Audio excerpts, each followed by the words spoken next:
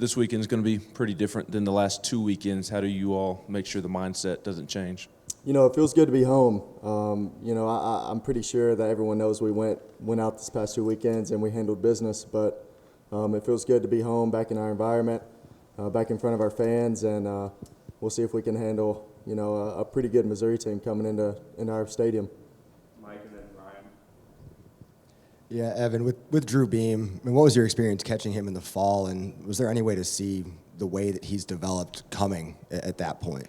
In the fall he was coming off his injury, so it was kind of surprising to see, how much success he had at the beginning of the season, and till now he's developed into a really good pitcher. But he was struggling in the fall a little bit. But whenever we started the season, we didn't know who was our Sunday guy, and Coach V and Coach A, they did a good job talking and communicating with each other about who they thought could handle it. And Drew Beam, coming from a football background, playing quarterback in front of a lot of fans when he was in high school, I think that kind of gave him the advantage over a lot of guys for the Sunday guy, and he took it and ran with it. Similar question, but different player. Will Mabry, just where have you seen him grow from last year to this year, and how is he I guess mentally? It seems like he gets those big moments a lot when coming in games with runners and scoring position. What makes him effective in those moments? He made adjustments. He developed a new pitch, and the new pitch, it's more of a cutter / slider type of pitch, and it's so good that it doesn't matter if he's composed or not. He's able to throw it over the plate and get a lot of good hitters out. So seeing how much hard work he's put in, and to be able to go into some big situations and have him coming out of the pen whenever we really need, a big out. It's nice to have a guy that's got, a lot of pitches and a lot of ways to get a good hitter out. So. Evan, two things. Can you share some body language of hitters when they're in the box against Ben Joyce? Man, it's I don't think there's ever one person that's in there and that's really comfortable. I've made jokes about him. It doesn't hurt for him to have some hit by pitches, because if you're looking at the report and a guy's throwing 105 miles an hour with some hit by pitches, it doesn't matter how good of a hitter you are. You're not going to be excited to get in there. So, you can see based on the swings of some people with the new pitch that he's developing, his slider, he's able to throw it for strikes. People are in there with one goal in mind, and that's not to be late by the fastball. And he's going to expose a lot of people, especially if he can throw some off speed over the plate. And you guys seemingly have handled being the unanimous number one team in the country so well. Why do you think that is, that you guys are comfortable in that role as being the hunted as the number one team? There's a lot of teams that they experience that number one get beside their name, and they start pressing because they aren't too confident that it belongs there, and they sort of try to prove that it belongs, and then whenever another good team comes in, it can kind of, their confidence can kind of be wishy-washy. But I'm pretty sure everyone in our locker room knows that, that one belongs there, and as long as we play our game, our talent level is pretty supreme. So as long as we keep playing the way that we're supposed to, and don't let that affect us too much, but we'd be stupid to not understand that people are going to play their best games against us, and I think we just need to come out every day and be ready. Hey, Evan, it's fresh on my mind. Coming in, I saw the NIL thing with Weigels. Baseball's getting a lot of attention, and deservedly so. What does it mean to you guys to be getting that attention, getting that help individually and as a team? It means a lot, because there's a lot of guys that are hardworking, and that they want to not only perform well on the baseball field, but they want to have their academics and their living situation. They don't want to have to worry about that. There's a lot of people that come to mind that come to Tennessee, and they give up quite a bit of money to be here and to play for this team. So to have people getting opportunities, and to have companies like Weigels reach out and want to work with us, that I think that's only going to increase, and as long as we keep handling business on the field, those opportunities will arise, I believe.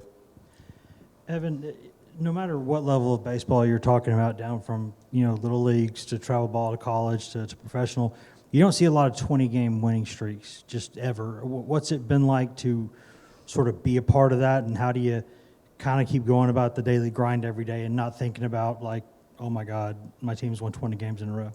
You know, there's a lot of games where our bats have kind of, went dead or been silent throughout the majority of the game. But, that if you want to be good in this league and in college baseball, you got to have the pitching. And I think that's what's really has carried us, our pitching staff top to bottom. There is no breaks. And, with Blake Tidwell and Seth Halverson coming back, I think it's only going to get better. So, our hitting has got a lot of publicity over the past, couple weeks, but our pitching staff is really carrying us through a lot of wins, I believe. What have you seen from Trey Lipscombe throughout this season? And obviously with him stepping into a more expanded role after kind of sitting behind some guys for the past couple of years? Man, I think he's been the most composed out of anyone I've seen. His emotions don't fluctuate too much, even in big situations, and that's big when it comes to baseball. But he hasn't gotten too high or too low. He has sat behind a lot of good players, and he's been able to see what works and what doesn't. And whenever he's gotten in his opportunity, everyone knows that he's made the most of it. So it's pretty cool to see, his emotional. He's kind of kept his emotions same, and even whenever it's going really well, whenever a lot of people would get, a little arrogance and a little cocky, he's kind of been the same person. So I think that's kind of been the key for his success. Time for a few more. We'll go Bennington right here, and then Jake can finish us off. How would you assess your defense to this point in the season, and how good did it feel to throw out Keegan over the weekend on that ball that got away from you? I think I've been playing pretty well behind the plate. That was my goal coming into the season, was to be able to handle the arms that I knew were going to be talented, and I think I've handled them quite well. And the more guys I can throw out, the better. But as you can see, our pitching staff, they kind of worry about not letting people on base. If we give up a couple extra stolen bases, it's not too big of a deal. But as long as we're winning games, it doesn't really matter the stat line for myself, to be honest. Evan, Cortland Lawson up to 7 homers this season. Has his success at the plate surprised you any? Yeah, man. Whenever he first came at Tennessee, he was, let's just say he did not have much power. And there were a lot of people that really thought he would never really play here.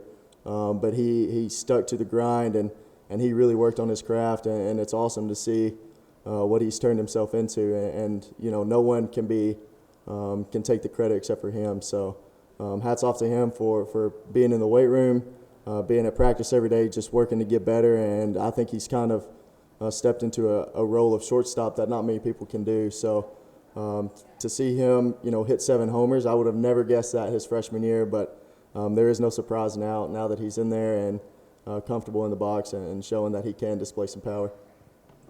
Evan, last year in that Villains comment, you talked about how teams kind of came in before overlooking you guys, maybe treating you as a mat a little bit. What's it been like to just watch that level of respect increase for teams that come in and know they're going to get the best team in the country right now?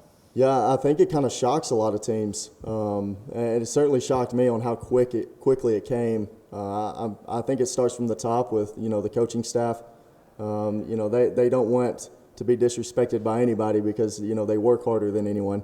So to see the coaching staff develop that mentality of no matter who comes to the place that we work, they're going to have a battle. So I don't think that's changed. Even whenever we have the number 1 beside our name, I think that we're going to keep that mentality, and we'll see if Missouri can come in and shake up some feathers whenever we're playing on our part. But I'm excited to see the fan base come out and how the team responds being back on our home turf, being the number 1 team in the country. Thanks, Evan. Yeah, thank y'all.